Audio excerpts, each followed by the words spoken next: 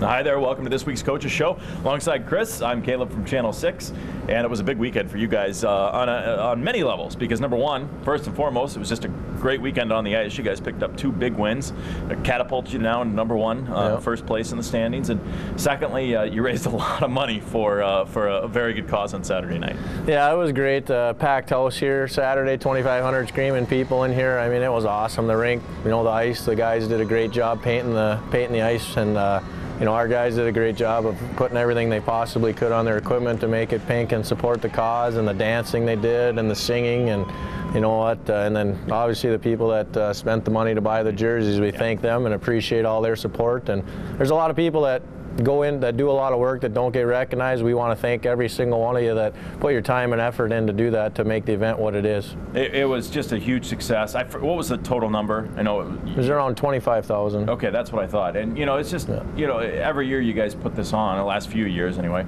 and every year it's tens of thousands of dollars that go towards a great cause, and one that I know hits home for a lot of guys. I think it was Chris Fisher a couple years ago whose mom passed away from breast cancer. I mean, it's a big thing, and it helps out a lot of people. Yeah, it's every year there's something, the personal touch that goes on of the guys that we don't know until it gets closer to this, when they bring out and they're like, oh, my mom's been touched by it, my sister, my first aunt, my grandma, Keaton's family that dropped the puck there on Saturday.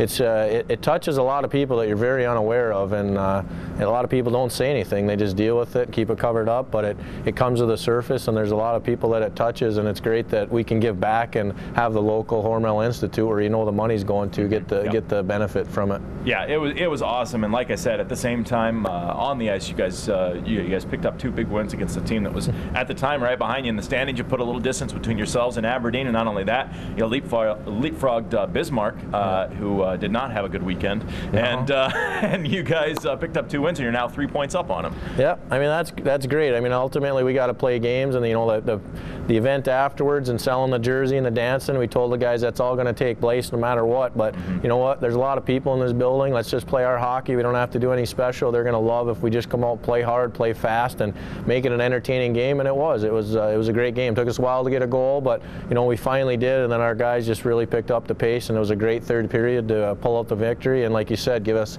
a tad bit of breathing room here in the standings. It's going to be big as we get down the stretch here, because you guys have 2 games at home here at Riverside this weekend against Minot, and then you go on the road a couple of games the following weekend, and I know the big 4 games obviously against Bismarck at the end of the season, but it's hard to believe that we're right at about that month mark now left in the regular season. Yeah, it's I mean, just before going to Fairbanks, it seemed like there was just such a long road left for the season, and now here we are back from it. The weekend's over, and we're like, all right, we got 1 month left.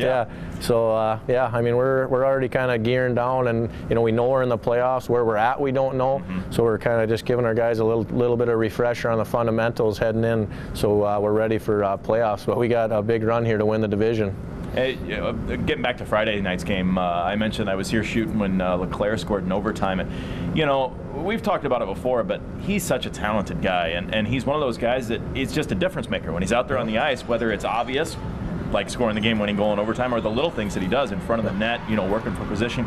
He's just a big-time difference maker for you guys, and he made a difference this weekend. He sure did, and he got back to smiling. We called him Smiley right when he got here. He's we asked him if he need help doing this, doing that, with the language and all that, and he just kept saying, "Coach, I want to play hockey. Coach, I want to play hockey," and he had a big smile on his face, and just like everybody else, he had a lull in the middle of the season there, and his smile went away, and basically we just talked to him about that, and he's got his smile back, and he's playing some good hockey for us. And he's really almost a point-a-game guy. I mean, he missed, obviously, he was over at the World Junior tournaments in early December, but in the games that he's played, I think it's like 40 games, he's got 39 points or something like that. I mean, he's just a big-time difference maker, and like you said, though, really the entire team stepped it up this weekend, and that's nice to see. Yeah, we needed everybody to go, the road trip, things not going our way, and a little bit of a slump. We needed everybody to do something, and we got contributions from everybody. Every single line did something. Every single D pairing, our goaltender, we needed everybody to play to get us out of this swamp and get us back on top of the division.